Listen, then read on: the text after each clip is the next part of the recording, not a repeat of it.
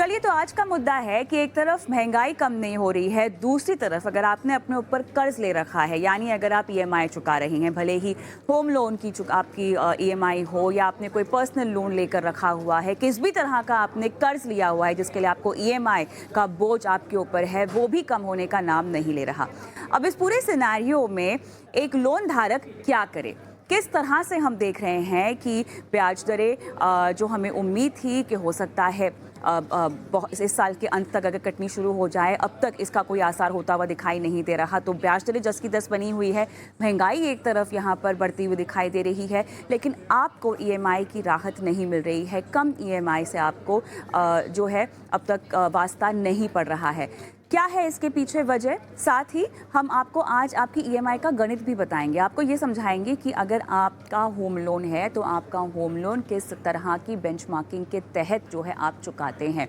और इसके अलावा आरबीआई ने कुछ नए नियम भी यहाँ पर उजागर किए हैं, जिसके तहत बैंकों को दिशा निर्देश दिए गए हैं कि किस तरह से अगर कोई पेनल्टी होती है लोन की भरपाई में, लोन को चुकाने में, तो वो पेनल्टी आप किस तरह से लगाएंगे ताकि लोन धारक पर किसी भी तरह से फाइनेंशियल बर्डन ना पड़े। ये पूरे मुद्दे को आज हम समझेंगे विस्तार से। AR Hemant, communications head BankBazaar, हमारे साथ जुड़ गए हैं, और साथ ही Amit Venkeshwar, CBO LoanTap financial technologies भी मेरे साथ जुड़ गए हैं। आप दोनों का स्वागत है हमारी इस बेहद खास पेशकश में।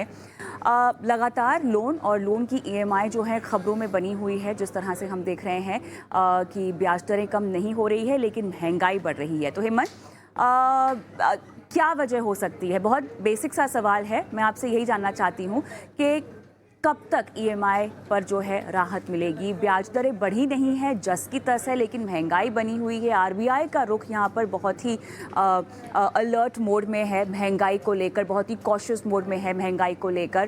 क्या नामुमकिन सा लगता है EMI कम होना, खासतौर से होम लोन की बात करूँ तो? Thank you Kavita. So EMI का कम होना तो देखिए, आप जब लोन लेते हैं तो आपका एक बेस लेवल का ईएमआई बन जाता है। वो उस बेस लेवल से आपका ईएमआई कम नहीं होगा अनलेस अगर आप प्रीपे करें। तो ये अभी जो चल रहा है, ज़्यादातर लोन्स जो फ्लोटिंग रेट लोन्स होते हैं, उनमें जब इंटरेस्ट रेट बढ़ते हैं तो आपका ईएमआई नहीं बढ़ता है, आपका टेनर बढ़ जाता है। बट लास्ट ईयर महंगाई इस तरह से थी कि टेनर पे भी एक लिमिट हिट कर गया और उसके बाद बैंक्स को ईएमआई भी बढ़ाने पड़े। तो ये एक बहुत ही अजीब-सा सिचुएशन था लास्ट ईयर, जहाँ पे टेनर भी बढ़ रहा है और ईएमआई भी बढ़ रहा है। और आरबीआई ने जो अभी एक रिसेंट नोटिफ़िकेशन निकाला है, उसमें नेगेटिव अमोर्टाइज़ेशन की बात हो रही है। इसका मतलब ये है कि आप ईएमआई दे रहे हैं, फिर भी आपका लोन बैलेंस बढ़ता जा रहा है। ये बहुत ही डेंजरस सिचुएशन हो जाता है बोरोवर्स के लिए, जहाँ पे वो पेमेंट्स कर भी रहे हों और उनका लोन कम नहीं हो रहा, उल्टा बढ़ रहा है। तो रही महंगाई की और इंटरेस्ट रेट्स की, अ, करीब अप्रैल मई तक हम देख रहे थे कि रेट्स कम हो रहे हैं, 10 ईयर बॉन्ड यील्ड कम हो रहा है, इन्फ्लेशन कंट्रोल में आ रहा है, और अचानक से लास्ट 2-3 महीनों में हम देख रहे हैं कि वापस इन सारे रेट्स में तेज़ी आ गई है। तो तो आपने सही कहा, ये थोड़ा फ्रस्ट्रेटिंग हो सकता है बोरोवर्स के लिए। वो जानना चाहते हैं कि कब इंटरेस्ट रेट्स कंट्रोल में आएँगे। उनकी वेट जो है वो थोड़ी और लंबी हो गई है। हम होप करेंगे कि अगले 2-3 महीने इन्फ्लेशन जो है आरबीआई के टॉलरेंस लिमिट में रहे, और जब तक वो टॉलरेंस लिमिट में रहेगा, रेट्स बढ़ने की जो आशंका है वो कम होते जाएगी। उल्टा रेट रिवर्सल साइकिल शुरू होगा एट सम पॉइंट। हम होप कर रहे हैं कि ऐसे सिचुएशंस इस साल के एंड तक ही डेवलप हो जाएँ और अगले साल आते-आते रेट्स कम भी होने लगे, और उस पॉइंट पे फिर आपका इंटरेस्ट कम होने लगेगा और कुछ केसेस में आपकी ईएमआई भी कम हो जाएगी। कविता। कब तक होगा? इस बात में मेरे ख्याल से इस बात को जानने में और इसका आकलन करने में भी थोड़ा-सा और समय लग जाएगा। अमित, जिस तरह से हम देख रहे हैं कि जो कर्ज़ है वो आपकी जेब पर जस का तस बना हुआ है, महंगाई भी जस की तस बनी हुई है। अभी हेमंत ने समझाया कि किस तरह से आने वाले समय में हो सकता है कि थोड़ी राहत मिले, लेकिन उसको भी हम कोई डेडलाइन नहीं दे सकते हैं। अब इस पूरे सिनेरियो को देखते हुए किस तरह से आप अपनी ईएमआई पर राहत फिर भी पा सकते हैं? ऐसी कौन सी स्ट्रैटेजीज़ हैं, ऐसे कौन से कैलकुलेशंस हैं, ऐसे कौन से स्विचेस हैं जो शायद अगर आप अपने होम लोन पे करना चाहें तो आपको थोड़ी बहुत राहत मिल सकती है। भले ही लंबी अवधि के लिए ना मिले, लेकिन टेम्पररी तौर पर कुछ तिमाहियों के लिहाज से अगर हम समझना चाहें तो राहत मिल सकती है। जी, कविता, अमित अभी जी।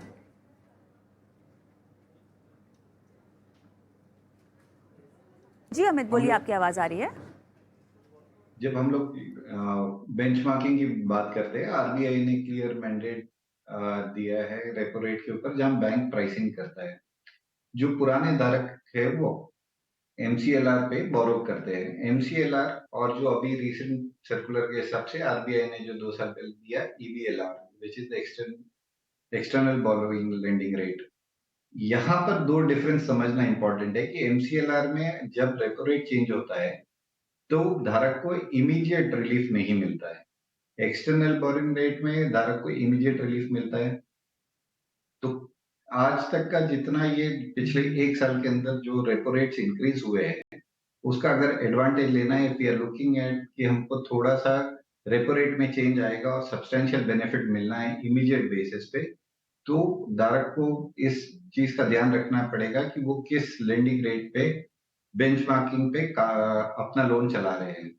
जो एमसीएलआर पे पुराने लोग चला रहे हैं उनके लिए स्विच करना पॉसिबल है, क्योंकि एमसीएलआर हो सकता है अभी तक के it is on the higher side. वो लोग बैंक्स ने उसको सेट नहीं किया है, विच इज नॉट मैंडेटरी कि वो हर महीने उसको सेट करना है। रेपो रेट के साथ में चेंज होता है, धारक को जो इफेक्ट आता है वो कोई क्वार्टरली देता है, हाफ ईयरली या ईयरली। बट ईबीएलआर के अंदर इमीडिएट पास ऑन होता है। ये बहुत बड़ा चेंज है जिसकी वजह से लेंडिंग में इफेक्ट आता है और आप अपना ईएमआई कम कर सकते हैं। अक्टूबर 2019 में एबीएलआर को लागू किया गया था, जिसके बाद से ये जो डिफरेंशिएशन था बैंक्स को लोन का जो फ्लोटिंग रेट के ऊपर है, ये ट्रांसपेरेंट करने का कि कोई लोन लेता है तो उसको पता चले कि उसका रेट किस चीज से लिंक है और क्या कॉस्ट बोरोइंग आ रही है। एमसीएलआर के अंदर बैंक्स डिसाइड करती है कि उसका रेपो रेट के ऊपर, बोरोइंग कॉस्ट के ऊपर उसका रिस्क रेट क्या है, मार्जिन क्या है, और फिर वो एक रेट डिसाइड करके कस्टमर देती है जिसके ऊपर चेंज होता है। ईबीएलआर में देयर इज एक रेट होता है जो आरबीआई से आता है, रेपो रेट, इंटरेस्ट रेट। उसके ऊपर मार्जिन डिसाइड होकर के then it has to be given. उस रेट को जैसे आरबीआई का रेपो रेट चेंज होगा, it has to be implemented immediately. उस असर को देखते हुए ईबीएलआर मच बेटर ऑप्शन है धारक को शिफ्ट करने के। ऑलराइट, लेकिन हेमंत, अब ये समझना चाहेंगे हम, अधिकतर बैंकों की जो होम लोन की बेंचमार्किंग है वो ईबीएलआर के तहत है, लेकिन ऐसे कितने बैंक होंगे जो आज भी आपको एमसीएलआर के दर पर होम लोन देते हैं? ऐसे लोन धारकों को अब किस तरह की रणनीति अपनानी चाहिए? दूसरा, ये भी देखा जा रहा है कि ईबीएलआर की जो दरें हैं, जो लिंक दरें हैं, वो तो जल्दी जल्दी हमने देखा बढ़ती हुई दिखाई दी है, उसका ट्रांसमिशन जल्दी जल्दी हुआ है। एमसीएलआर के तहत जो लोन टाइड अप हैं वो अब धीरे धीरे जो है उन पर ईएमआई का बोझ बढ़ता हुआ दिखाई देगा। तो एक तो ये कितनी संख्या है ईबीएलआर और एमसीएलआर की, और दूसरा किस तरह से ट्रांसमिशन का इम्पैक्ट होता है, और क्या अब आपके लिए फ़ायदेमंद ये होगा कि आप ईबीएलआर में स्विच हो जाए अगर आज भी आप एमसीएलआर की दर पर होम लोन चुका रहे हैं तो? ये बहुत ज़रूरी सवाल है और बहुत टाइमली सवाल है। सो जो अप्रैल 2016 से जो फ्लोटिंग रेट लोन्स बिके हैं, वो एमसीएलआर पे थे। सो अप्रैल 2016 से लेके अक्टूबर 2019 तक ये लोन ज़्यादातर एमसीएलआर पे थे। उसके बाद से जो भी फ्लोटिंग रेट लोन्स हैं, वो टिपिकली रेपो रेट से ही जुड़ गए हैं। एक आध बैंक शायद होंगे जो ट्रेजरी बिल्ड यील्ड के साथ बेंचमार्क कर रहे हैं। आप इस समय एमसीएलआर नया लोन नहीं ले सकते हैं। आपको अगर नया लोन लेना है तो वो ईबीएलआर से ही लिंक्ड होगा। आपने अगर इस पीरियड में 16 से 19 के बीच लोन ले रखा हो तो वो एमसीएलआर पे ही होगा। और उसमें आपने बिल्कुल सही कहा कि रेपो रेट अभी चेंज नहीं हुआ है पिछले कुछ हफ्तों में, बट पिछले कुछ हफ्तों में हम देख रहे हैं कई बैंक्स अपने एमसीएलआर को बढ़ा रहे हैं। तो वो एमसीएलआर बढ़ रहा है तो आपका लोन रेट, ईएमआई, टेनर वगैरह सब बढ़ेंगे। तो अभी इसमें इंटरेस्टिंग चीज क्या हो रही है मैं आपको बताता हूँ। प्राइवेट बैंक्स में ऑलमोस्ट 75% जो लोन्स हैं, आउटस्टैंडिंग लोन्स हैं, वो ईबीएलआर पे आ गए हैं। फॉरेन बैंक्स में ये नंबर 84% है, बट गवर्नमेंट बैंक्स में अभी भी करीब 36% ही ईबीएलआर पे लोन्स हैं। जब नया अगले क्वार्टर का अपडेट आएगा, अप्रैल मई जून का जो अपडेट आएगा, तो हमारी ऐसी आशा है कि उसमें हम देखेंगे कि गवर्नमेंट बैंक्स का पार्टिसिपेशन ईबीएलआर लोन्स में और बढ़ गया होगा। बट ये नंबर अभी फिलहाल काफी लो है। इसका मतलब ये है कि जो गवर्नमेंट बैंक्स में जो लोन जिन्होंने ले रखे हैं, उन्होंने अभी तक अपने लोन को एमसीएलआर से ईबीएलआर में कन्वर्ट नहीं किया है। तो इसके कारण जो इंडस्ट्री एवरेज है, एमसीएलआर, ईबीएलआर, बेस रेट, इन सब का जो इंडस्ट्री एवरेज स्प्लिट है, वो अभी भी ऑलमोस्ट आधा एमसीएलआर की तरफ है और आधा लगभग ईबीएलआर हो चुका है। और इनमें जो बेस रेट लोन्स है, जो एमसीएलआर के पहले जो रेजीम चलता था, उसमें भी मैक्सिमम पार्टिसिपेशन अभी भी गवर्नमेंट बैंक से ही हो रहा है। जो आउटस्टैंडिंग लोन्स हैं गवर्नमेंट बैंक्स के, उसमें 4% अभी भी बेस रेट पे हैं, जो इंडस्ट्री एवरेजेस में प्राइवेट, फॉरेन और गवर्नमेंट बैंक्स में सबसे ज्यादा गवर्नमेंट बैंक्स में है। तो लोग जो हैं अपने लोन रिफाइनेंस नहीं कर रहे हैं। वो अभी भी पुराने बेंचमार्क्स पे बने हुए हैं।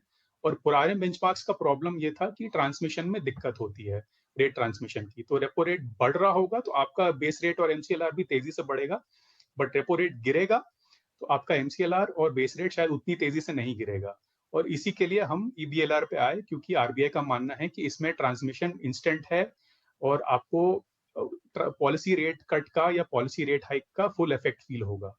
तो आंसर बहुत सिंपल है, आप रिफाइनेंस कर सकते हैं। अपने एमसीएलआर या बेस रेट लोन को आप रिफाइनेंस करके ईबीएलआर लोन पे आ जाइए।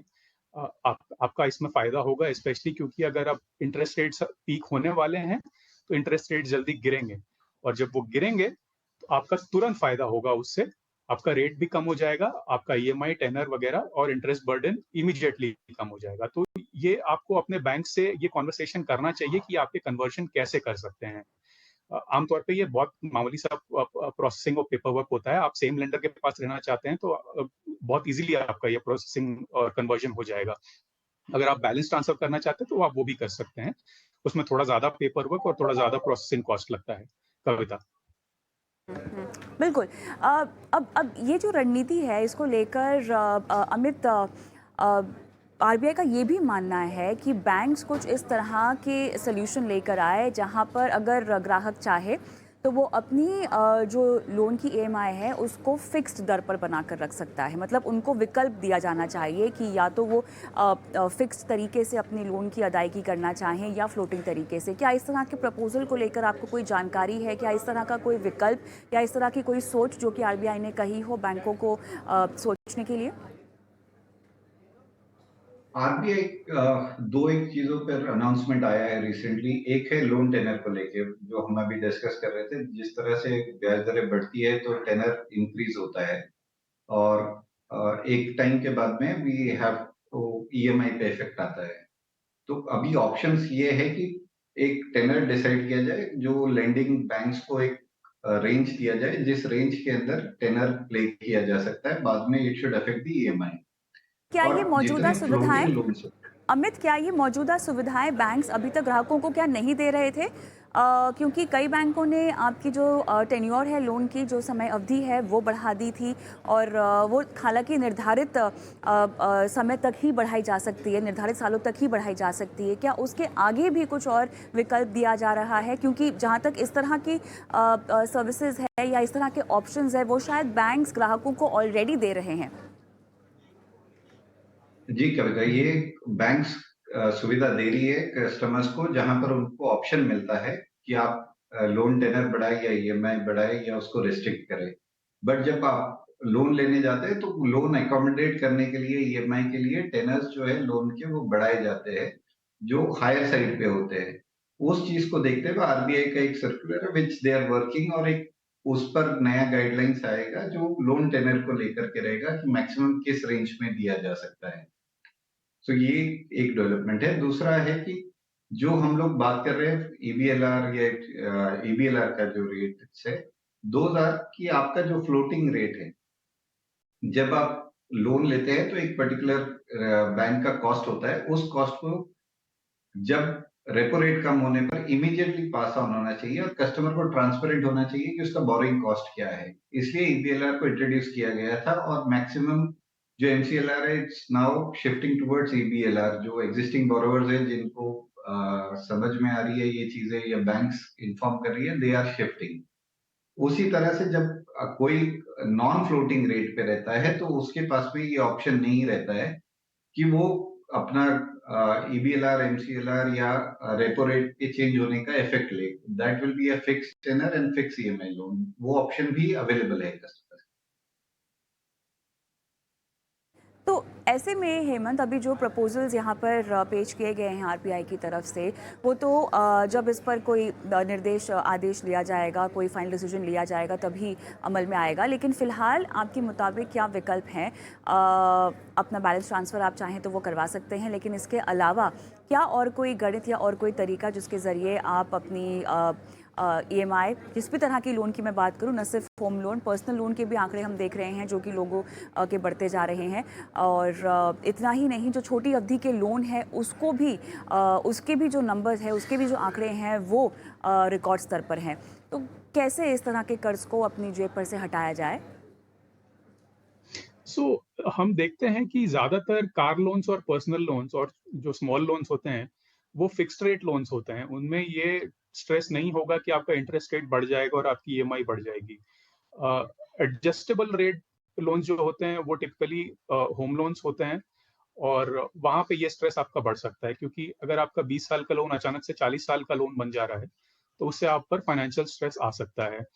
और इसके लिए हम 3 या 4 चीज़ें रिकमेंड करते हैं। नंबर 1 ये है कि आप समझिए आप क्या रेट पे कर रहे हैं आज के दिन। क्योंकि आपका लोन हो सकता है करीब 10 साल पुराना हो या 5 साल पुराना हो, और वो आपका जो इंटरेस्ट रेट है वो उन रियलिटीज़ में सेट हुआ होगा। आज की रियलिटी कुछ और है। और आज जो हम देख रहे हैं, नंबर 1 चीज़ जो ये है कि बेंचमार्क रेट है और स्प्रेड है। बेंचमार्क रेट आज के दिन ज़्यादातर बैंक्स रेपो रेट पे बेंचमार्क कर रहे हैं। और जो स्प्रेड्स होते हैं, जो बेंचमार्क के ऊपर जो लगता है आपका जो एक्स्ट्रा इंटरेस्ट रेट कंपोनेंट जो होता है, जो आपकी इनकम, आपके क्रेडिट स्कोर, आपके लोन के साइज के बेसिस पे डिसाइड होता है, वो स्प्रेड जो है पिछले कुछ सालों से कम होता जा रहा है। करीब 3% से लेके वो आज के दिन 1.9% पे आ गया है। तो ये स्प्रेड्स कम हो रहे हैं। तो ये हो सकता है कि आपका स्प्रेड बहुत हाई हो, आपका स्प्रेड शायद 3 या 4% हो। और इसके अलग-अलग कारण हो सकते हैं। आपकी शायद उस टाइम पे इनकम अच्छी ना रही हो, या क्रेडिट स्कोर ना अच्छा रहा हो, या आपने बहुत ज़्यादा लोन ले लिया हो, जिससे आपको ज़्यादा इंटरेस्ट रेट चुकाना हो। आप आज के दिन कंसिडर करें कि आपकी रियलिटी क्या है, और आपके एलिजिबिलिटी और आपकी फाइनेंशियल सिचुएशन के हिसाब से आपको सबसे अच्छा रेट कहाँ मिलेगा। आज के दिन सबसे लोएस्ट रेट्स जो होम लोन रेट्स हम देख रहे हैं वो 8.4, 8.5 हैं। अगर आप इससे 50 बेसिस पॉइंट या 100 बेसिस पॉइंट ज़्यादा दे रहे हैं, तो आपको 100% आपको रिफाइनेंस के बारे में सोचना चाहिए।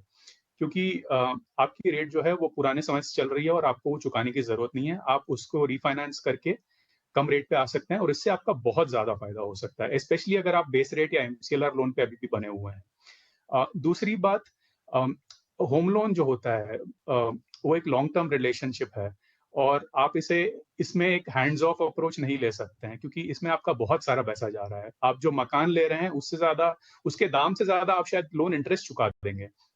तो आपको कॉन्स्टेंटली पता होना चाहिए कि आपका कितना इंटरेस्ट जा रहा है, कितना बाकी है, कितने ईएमआईज़ बाकी हैं, कितने आपने चुका दिए हैं, और जो इंटरेस्ट रेट चेंजेस हो रहे हैं उससे आप पे क्या असर पड़ रहा है। आरबीआई के इस सर्कुलर के मुताबिक आपको अब क्वार्टरली अपडेट्स मिलेंगे बैंक से, जिसमें समझ में आएगा कि कितना लोन बाकी है, कितना चुका दिया है। ये पहले आपको रिक्वेस्ट करना पड़ता था, अब आपको क्वार्टरली बेसिस पे मेल कर दिया जाएगा। और ये इन्फॉर्मेशन यूज़ करके आपको डिसाइड करना चाहिए कि क्या आपको एडिशनल ईएमआई चुकाना है या प्रीपेमेंट करना है, जिससे आपका लोन इंटरेस्ट जो बर्डन है वो कम हो। हमारा एक सिंपल सा फॉर्मूला है। हम कहते हैं कि अगर आपने मान लीजिए 20 साल का लोन लिया है, तो हर साल 5% लोन बैलेंस का 5% चुका दीजिए। आपका 20 साल का लोन करीब 12 साल में चुक जाएगा। अगर आप चाहते हैं कि और ज़्यादा तेज़ी से चुकाएँ तो वो आपकी मर्ज़ी है। हमें लगता है कि 10 से 12 साल ऑप्टिमल है। ज़्यादातर बोरोवर्स करीब इसी टाइम स्पैन में ही अपना होम लोन चुकाते हैं।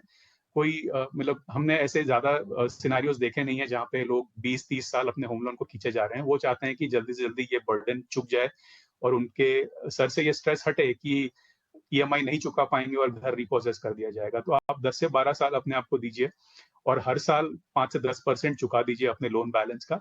उससे आपका ईएमआई जो है और असरदार होता जाएगा और आपके जो लोन पेमेंट प्रोसेस है वो एक्सेलरेट करने लगेगी। तो अब हर साल आपका ईएमआई ज़्यादा असरदार बनता जाएगा और ज़्यादा आपका प्रिंसिपल चुकाने लगेगा। इसके अलावा जब रिफाइनेंस की बात करते हैं वो तो आप या तो अपने लेंडर से कर लीजिए या बैलेंस ट्रांसफर कर लीजिए दूसरे लेंडर को। बट कोशिश करिए कि ईएमआई कम ना करें। जो आप हाई ईएमआई का जो आप रिस्पॉन्सिबिलिटी ले रहे हैं, वो आप मेंटेन रखिए। वो प्रेशर अपने ऊपर बनाए रखिए ताकि इंटरेस्ट रेट आपको भले ही कम मिल जाए, आप ज़्यादा ईएमआई चुका के अपने लोन को और ज़्यादा तेज़ी से चुका पाएँ। तो इससे आपका प्रीपेमेंट बर्डन कम हो जाता है क्योंकि आपका ईएमआई ही इतना असरदार हो रहा है ईएमआई कि कम आपका करने से लोन क्या मतलब होगा आपका? ईएमआई कम नहीं सॉरी करने दे से मतलब क्या होगा? लोग इसलिए भी रिफाइनेंस करते हैं क्योंकि उनको कम इंटरेस्ट रेट मिल रहा हो कहीं और, तो उनकी ईएमआई भी कम हो जाती है। मान लीजिए आपका करंट ईएमआई जो है 50,000 है, तो बट आप हेमंत, क्या रिफाइनेंस यही एक वजह नहीं होनी चाहिए बैलेंस ट्रांसफर के लिए? आप ऑब्वियसली अ, अपनी ईएमआई का बोझ कम करना चाहते हैं, आप थोड़ी राहत चाहते हैं फाइनेंशियली अपने ऊपर। ये कंप्लीटली आपके ऊपर है। अगर आपको वो आपके लिए वो ज़रूरी है तो आप डेफ़िनेटली वो करिए। हुँ, अगर आप पे वो स्ट्रेस नहीं है कि मैं एक्स्ट्रा ईएमआई कैसे चुकाऊँ, तो आप वो हायर ईएमआई ही पे करिए क्योंकि एक हाई अच्छा। Inflation, high interest rate scenario में अ, आपके लिए अच्छा रहेगा कि आप ज़्यादा चुका पा रहे हैं क्योंकि जब आप इस सिनेरियो से बाहर निकलेंगे, तो आप ज़्यादा स्ट्रॉन्ग पोज़ीशन पे होंगे। वरना आप एक हाई इंटरेस्ट रेट पीरियड में अगर आप कम ईएमआई चुकाएँगे, तो आपका जो जो लोन प्रोग्रेस है, वो ज़्यादा नहीं होगा। तो ये बात आप आई थिंक ध्यान में रखनी चाहिए लोगों को कि अगर हो सके तो ज़्यादा ईएमआई ही चुकाएँ, स्पेशली जब इंटरेस्ट रेट्स हाई हो, कविता। सो बेसिकली ये हमारे मेजर पॉइंट्स हैं जो बोरोवर्स को ध्यान रखने चाहिए और उनसे इनसे उनका जो इंटरेस्ट बर्डन है वो कम होता जाएगा ओवर टाइम। जी, चलिए, तो यहाँ पर हमने आपको बता दिए वो नुस्खे जिसके ज़रिए आप अपनी होम लोन की ईएमआई कम करने की कोशिश कर सकते हैं। लेकिन आरबीआई की तरफ से कुछ दिशा निर्देश आए हैं जिसके तहत अगर लोन चुकाने में कोई चूक हो जाती है, तो उसके ऊपर जो जुर्माना है, जो पेनल्टी लगाते हैं बैंक्स, उसमें किस तरह के बदलाव इंट्रोड्यूस किए गए हैं आरबीआई की तरफ से, इस पर अब फोकस करते हैं। तो अमित, सबसे पहले तो ये बताइए कि जो लोन कॉन्ट्रैक्ट होता है, उसका उल्लंघन एक लोन धारक कैसे कर सकता है? उसके क्या पैमाने हैं, क्या क्राइटेरियाज है, और नई गाइडलाइंस जो निकाली गई हैं आरबीआई की तरफ से, वो क्या कहती हैं? जब कोई भी अपना लोन लेता है तो एक एक कॉन्ट्रैक्ट होता है लोन धारक और बैंक के बीच में, जहां पर वो एक एग्रीमेंट होता है कि वो एक रीपेमेंट करेगा मंथली बेसिस पे, ईएमआई बेसिस, जो current rate of interest decide होता है। जब वो ईएमआई मंथली बेसिस पर रीपेमेंट नहीं किया जाता है, अगर वो ईएमआई बाउंस होता है और रीपेमेंट नहीं हो पा रहा है, तो दैट इज अगेन एक तरह का ब्रीच है कॉन्ट्रैक्ट का। पहले ये था कि जब बाउंस होता था और लेट पेमेंट होते थे तो इंटरेस्ट तो चालू, interest used to be added, लेकिन इसके साथ में एक पीनल इंटरेस्ट चार्जेस, जो इंटरेस्ट पे इंटरेस्ट हो, वो बिल्ट होता था। आरबीआई ने ये निर्देश दिया है कि जो इंटरेस्ट है, आप जो लोन ईएमआई बाउंस हुआ है उसके ऊपर डिले इंटरेस्ट जो है वो आप चार्ज कीजिए, जो इंटरेस्ट है, लेकिन penal interest, interest on interest should not be charge. So ये एक बहुत बड़ा मूव है in terms of making it बहुत crystal clear, accounting statement of accounts, customer को किस तरह से उसका रीपेमेंट जा रहा है। कई बार हमने देखा है कि कुछ निजी परेशानियों की वजह से कुछ कस्टमर के ईएमआई आगे पीछे बाउंस हो जाते हैं, बट पीनल इंटरेस्ट इतना हैवी हो जाता है कि वो ही एक ईएमआई उतना उसको इनबिल्ट कर देता है। तो ये चीजें बैंक टू बैंक वेरी करती थी, जिसके अंदर उस चार्जेस के ऊपर कोई वायबल वो नहीं था, जिसके ऊपर अभी आरबीआई ने एक स्टैंड लिया है कि पीनल इंटरेस्ट चार्ज नहीं किया जा सकता है। सो अब जो कॉन्ट्रैक्ट्स हो गए और जो रीपेमेंट शेड्यूल्स हो गए, वो सारे वेरी क्लियर कि उसके अंदर आप कस्टमर को, अगर वो ईएमआई पेमेंट नहीं कर रहा है, तो जो डिलेड नंबर ऑफ डेज है उतने का उससे इंटरेस्ट चार्ज होगा, बट पीनल इंटरेस्ट चार्ज नहीं होगा। हेमंत, आप कैसे देखते हैं इस कदम को? कितना ज़रूरी था इस तरह के बदलावों को इंट्रोड्यूस करना? एक तरह से हम देख रहे हैं कि आरबीआई डेफिनेटली लोन धारकों के हितों के लिए खड़ा हुआ है, लेकिन जिस तरह से हम देख रहे हैं कि इस पूरी सिचुएशन में अब बदलाव लाने की कोशिश की जा रही है, कैसे इसको बैंक्स समझेंगे? और अल्टीमेट फ़ायदा तो लोन धारकों के लिए ही है। कविता, अगर आप आरबीआई के पिछले कुछ रीसेंट अनाउंसमेंट्स पे ध्यान दें तो आरबीआई कॉन्स्टेंटली इस बात पे स्ट्रेस कर रहे हैं कि बोरोवर और लेंडर के बीच में क्लियर कम्युनिकेशन होना चाहिए।